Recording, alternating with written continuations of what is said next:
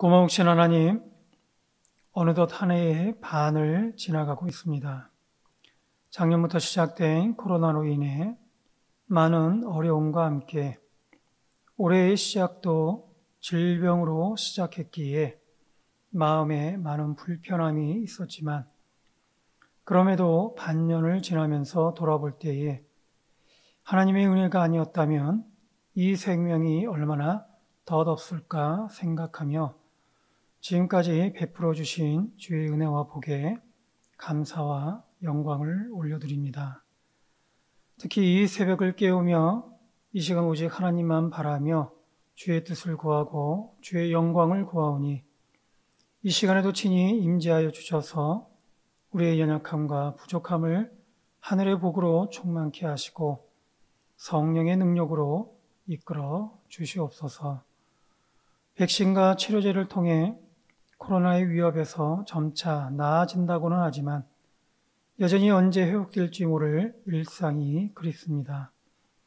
또다시 델타 바이러스라는 변수로 인해 엄습하는 불안함을 숨길 수 없사오니 치료하시고 회복해 하신 하나님, 이 모든 질병의 두려움에서 벗어나게 하시고 아울러 지쳐있던 우리의 영과 육이 더욱 강건케 하여 주시옵소서. 또한 하늘의 꿈과 비전을 따라 하나님의 자녀된 삶을 살아가기를 원하는 우리 자녀들에게 그 믿음에 믿음을 더하여 주시고 하나님의 충성된 일꾼 되기를 바라는 그 마음에 복에 복을 더하여 주셔서 더욱더 성령으로 충만케 하시고 주의 일꾼 되어 귀하게 쓰임받게 하여 주시옵소서.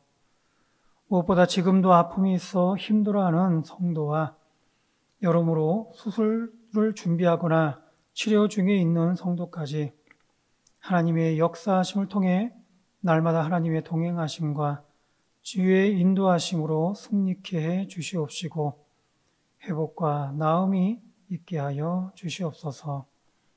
이 시간에도 새벽 성도들에게 주실 말씀과 기도의 응답을 간절히 바라옵니다. 감사하며 예수님의 이름으로 기도드립니다. 아멘. 이 시간 우리 같이 보실 말씀은 출애굽기 32장입니다.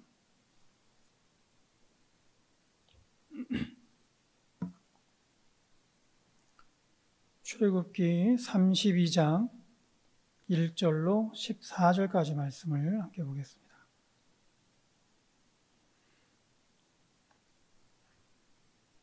출애굽기 32장 1절로 14절까지 말씀입니다. 제가 한 절, 여러분들 한 절 교독하겠습니다. 백성이 모세가 산에서 내려오니 더딤을 보고 모여 백성이 아론에게 이르러 말하되 일어나라, 우리를 위하여 우리를 인도할 신을 만들라. 이 모세 곧 우리를 애굽 땅에서 인도하여 낸 사람은 어찌 되었는지 알지 못함이니라.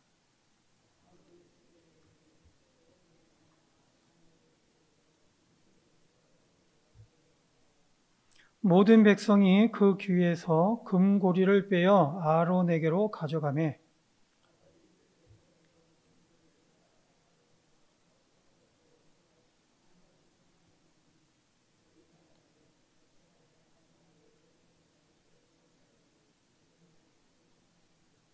아론이 보고 그 앞에 제단을 쌓고 이에 아론이 공포하여 이르되 내일은 여호와의 절이니라 하니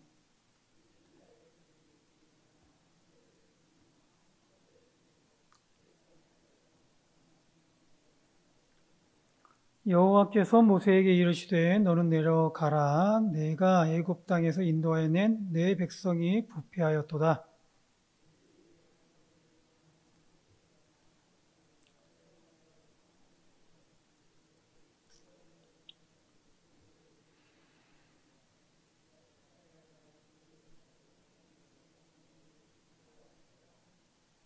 여호와께서 또 모세에게 이르시되 내가 이 백성을 보니 목이 뻣뻣한 백성이로다.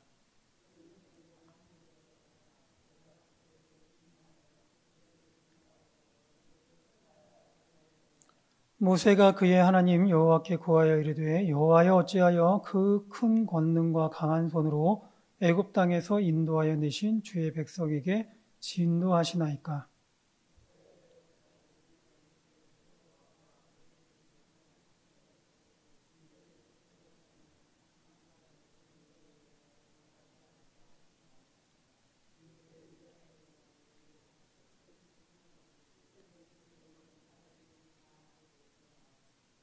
주의 종 아브라함과 이삭과 이스라엘을 기억하소서. 주께서 그들을 위하여 주를 가리켜 맹세하여 이르시기를 내가 너희의 자손을 하늘의 별처럼 많게 하고 내가 허락한 이 온 땅을 너희의 자손에게 주어 영원한 기업이 되게 하리라 하셨나이다.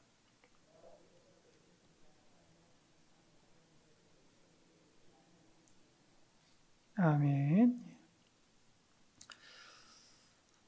성도된 우리는 잘 알고 있습니다. 하나님과의 관계가 좋아야 한다는 것과 어떻게 하면 하나님과의 관계가 좋아지는지 아는 것이죠. 더불어서 그 반대로 어떻게 하면 하나님과의 관계가 나빠져서 그 관계가 메마른 장작과 같아지는지도 우리는 잘 알고 있습니다. 특별히 하나님과의 관계가 나빠지는 데에는 다른 것보다 가장 우선하는 것은 죄다. 죄라는 것을 우리에게 죄가 있어 그 죄가 하나님과의 관계를 악화시킨다는 것을 잘 아는 것이죠. 성도는 이것을 잘 압니다. 그런데 놀라운 것은 이 죄에 대한 우리의 생각은 잘 모른다는 것이죠. 매일매일 이 죄에 대해서 고백해야 한다는 것을 잘 알지 못하는 경우가 있습니다. 심지어는 어떤 성도는 그러한 것들은 필요 없다라고 얘기하는 경우도 봤습니다. 이렇게 생각하는 것은 그렇게까지 죄의식을 가질 필요가 없다라는 것이죠.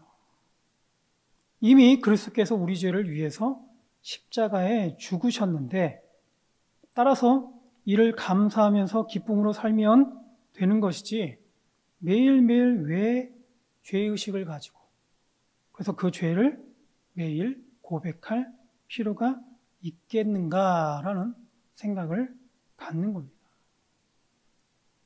그런데 우리 죄를 위해서 십자가에서 죽으신 그리스도를 받았기 때문에 바로 그리스도를 모셨기 때문에 더욱더 우리는 죄에서 구원받은 자로서 매일 죄를 고백하는 것이 얼마나 중요한지 모릅니다. 생각해 보면 이런 것이죠. 그리스도께서 십자가를 통해서 우리 죄를 사하여 주심으로 우리가 구원을 받았습니다.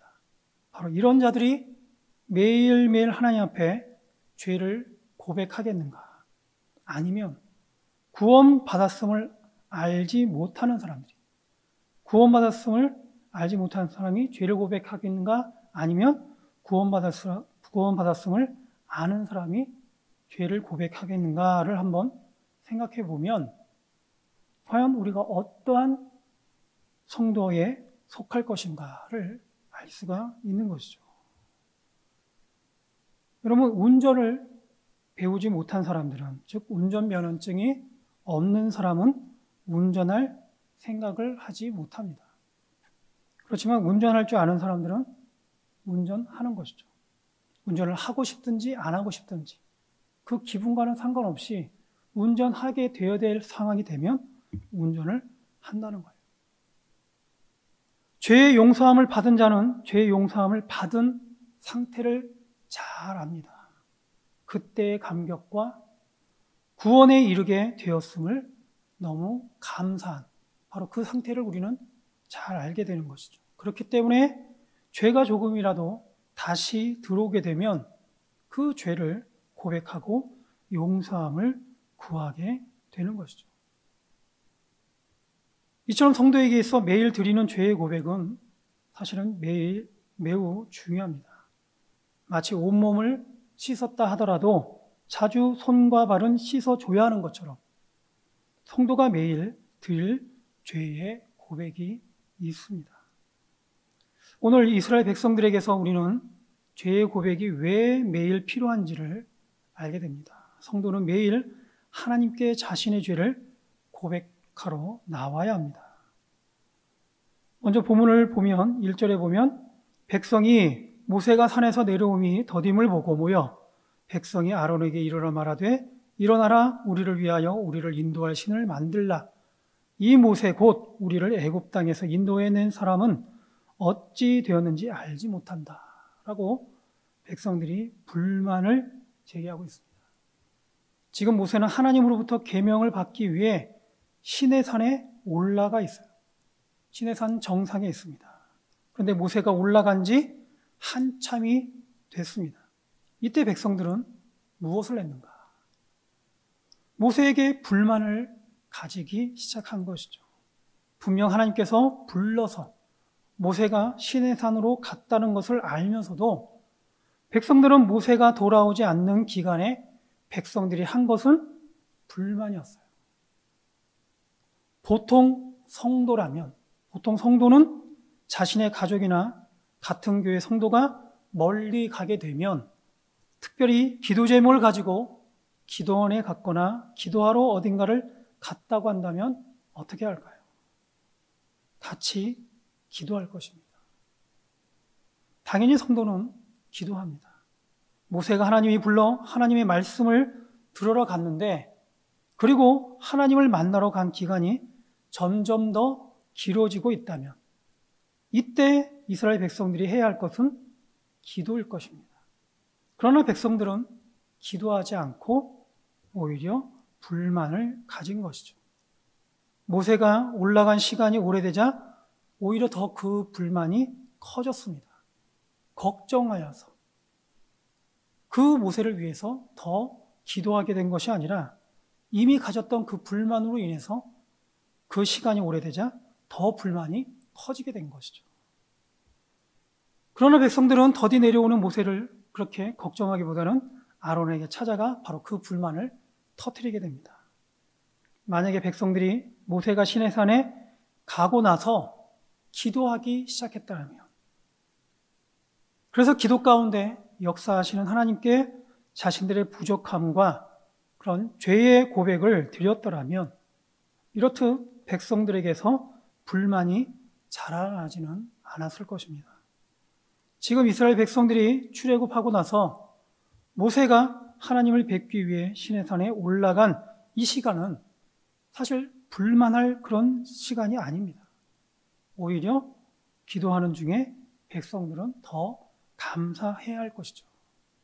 만나주시는 하나님, 모세를 통해 자신들에게 하나님의 약속의 말씀을 주시는 그 하나님을 생각할 때에 백성들은 감사할 수밖에 없을 거예요. 그런데 백성들은 불만했습니다. 왜냐하면 모세가 하나님께 올라간 그 시간에 백성들도 기도로 하나님께 같이 나아갔어야 하는데 그렇지 않고 자신들의 죄를 키웠기 때문입니다. 고백하지 못하고 용서받지 못한 죄는 점점 더 커지게 되어 있습니다. 이스라엘 백성들은 기도하지 않았기에 불만이 점점 커지게 되었고 그 불만이 터진 것이죠. 오늘 우리들도 매일 기도하지 않고 기도로 매일 죄의 고백이 없다면 이스라엘 백성들에게서 불만이 자라서 터진 것처럼 우리 안에서 고백되지 못한 죄가 언젠가는 터지게 될 것입니다. 우리가 죄를 짓는 것은 정확하게 말하면 우리에게서 그 죄가 드러나는 것은 사실 이미 그 죄가 자라날 환경을 갖고 있기 때문에 결국 그 죄가 자라서 터져 나오게 되는 것이죠. 그렇지 않고 우리가 기도 가운데 매일 죄의 고백을 드렸다면 우리에게서 죄가 자라날 환경을 갖추지 않게 됩니다. 그렇게 된다면 우리에게 죄는 드러나는 것이 아니라 오히려 주의 이름으로 용서함을 받고 사해지게 되겠죠. 따라서 우리 성도는 매일 우리 자신을 기도 가운데 돌아봐야 하는 것이고 이때 나에게 고백되지 않은 죄가 없는지 우리는 기도를 통해서 확인해야 하는 것입니다. 그런데 그렇지 못했던 이스라엘 백성들은 결국 이 백성들은 그 불만을 아론에게 터뜨립니다. 그래서 4절에 보면 아론이 그들의 손에서 금고리를 받아 부어서 조각칼로 새겨 송아지 형상을 만드니 그들이 말하되 이스라엘아 이는 너희를 애굽 땅에서 인도하여 낸 너희의 신이로다. 아론은 모세와 함께 하나님의 부르심을 받았고 또한 하나님의 역사를 모세와 함께 같이 목격한 인물입니다. 그렇게 해서 이스라엘의 출애굽을 지금 같이 이끌고 있는 중이고, 그리고 홍해를 건너서 광야에서 모세를 도와서 이스라엘 백성들을 이끌어가고 있는 지도자예요. 그렇다면 모세가 자리를 비운 이때에 아론이 해야 할 것은 모세와 함께 목격했고 함께 했었던 하나님 안에 있어야 했을 것입니다. 그리고 하나님의 뜻을 헤아려야 하는 것이죠. 그리고 모세가 부탁했던 것처럼 기도했을 거예요. 기도했어야 됩니다. 따라서 만약 아론은 불만을 가진 백성들이 찾아와 불만을 터뜨릴 때에 아론이 기도하는 중이었고 모세와 같은 마음으로 하나님의 말씀을 받고 있었다면, 그래서 자신의 부족함을 아뢰고 그런 죄의 고백을 드리고 있었다면 아론은 백성들의 불만을 그대로 따르지는 않았을 것입니다. 그러나 아론은 백성들의 불만을 들었을 때에 아론 자신도 그 안에서 자라난 죄의 속성을 따라서 백성들의 불만을 더 키워서는 자신이 생각한 대로 금송아지를 만들어냅니다. 백성들 중에 누가 금송아지를 만들자고 제안하는 것이 아니에요. 그런데 아론은 자신 안에서 자라난 죄를 따라서 금송아지를 만들어서 하나님의 형상이라는 말도 안 되는 변명과 함께 자신의 죄를 드러내고 있습니다. 죄는 죄를 알아본다고 합니다. 그래서 많은 죄들이 많은 무리들과 함께 무리지어서 죄를 짓는 것을 볼 수가 있어요. 미국에서 흑인의 인권을 위해 시위하던 군중들 중에서 아이러니하게도 몇몇 시위자들은 시위대 근처에 있던 마트를 부수고 들어가 물건을 마구 훔쳤습니다. 이때 시작은 처음 한 사람이 시작을 했지만, 그러나 그 옆에 있던 다른 사람들이 같이 동참했습니다. 그리고는 걷잡을 수 없이 많은 시위자들이 시위가 아니라 오히려 마트를 도둑질하는데 더 많이 사용되었습니다. 성도된 우리가 기도로 준비하지 않고 매일 우리 안에 있는 죄의 문제를 고백하려고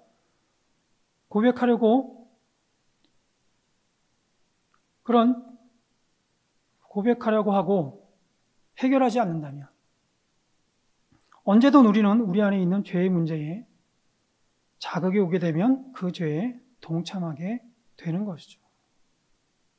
이렇게 예수님의 말씀처럼 미움이 우리 안에 있으면 결국 그 미움이 사람을 다치게 할 것이고, 마음의 분노를 해결하지 않으면 결국 폭력으로 드러나게 되는 것입니다. 그렇게 우리는 매일 하나님 앞에 나아가 우리 안에 있는 죄의 문제를 찾아야 하고 죄의 문제를 해결해야 합니다. 더 이상 우리 안에 있는 죄의 싹을 키워서는 안 된다는 것이죠. 그렇게 우리는 매일 하나님 앞에 기도할 때에 우리의 죄를 돌아볼 필요가 있는 것이죠. 이렇듯 백성들의 죄가 드러나자 하나님께서는 모세에게 경고하고 있습니다. 9절에 보면 여호와께서 또 모세에게 이르시되 내가 이 백성을 보니 목이 뻣뻣한 백성이다 라고 모세에게 하나님께서는 책망하고 있습니다. 목이 뻣뻣한 백성이다 라는 의미는 자신들의 잘못을 인정하지 않는 백성이라는 뜻입니다. 이스라엘 백성들은 분명 자신들이 잘못한 줄 알면서도 기어이 금송아지를 만들었고 그 만든 금송아지를 좋아했습니다. 이스라엘 백성들은 들었습니다. 하나님 외에 다른 신을 섬기지 말아야 하고 다른 형상을 만들면 안 된다는 것을 들었어요. 그리고 분명히 알고 있습니다. 하지만 백성들은 어겼습니다. 하나님의 뜻을 알아도 백성들은 어겼습니다. 하나님의 명령을 들었지만 백성들은 거부한 것입니다. 이에 대한 하나님의 평가는 목이 뻣뻣한 백성이다. 알았어도 그것을 그대로 행하지 못하고 그것을 결국은 하나님의 뜻을 거부하고 그 명령을 따르지 않는 목이 뻣뻣한 백성인 것이죠. 오늘날 우리에게도 하나님은 명령하고 있습니다. 주님께서 가르쳐 주신 기도 속에서 우리는 하나님의 명령을 또한 발견할 수가 있어요. 우리 죄를 용서해 주시고 우리가 매일 드려야 할 기도요, 우리가 매일 고백해야 할 죄의 고백입니다. 하나님 앞에 설 때에 우리가 매일 말씀과 기도를 생활해야 하는 이유가 어디에 있겠습니까? 그 중에 하나가 바로 우리의 죄를 하나님 앞에 고백함으로 우리 안에서 더 이상 그 죄가 자라나지 않도록 하는 것이죠. 성도가 하나님과의 관계가 좋다라는 것은 매일 죄의 고백을 통해서 방해가 되는 죄의 장벽이 없어짐으로, 그래서 하나님과의 관계가 좋아지는 것이죠. 우리가 죄를 갖고 있을 때에는 그 죄로 인해서 우리는 결코 하나님 앞에 잘 나아갈 수가 없습니다. 하나님의 음성을 들을 수가 없고 그 죄의 방해를 통해서 우리는 하나님의 뜻을 알 수가 없어요. 그렇게 우리는 하나님 앞에 나아갈 때마다 가장 먼저 해결해야 될 것은 바로 이 죄인 것이죠. 그래서 죄의 고백을 통해서 그 모든 죄의 용서함을 구하는 가운데 그때 우리는 하나님의 뜻을 온전히 들을 수가 있고 또한 하나님의 말씀으로 또한 결단과 결심을 할 수가 있게 되는 것입니다. 그런데 그렇지 않다면 오늘 하나님께서 꾸짖으신 것처럼 목이 뻣뻣한 백성이 되는 것이죠.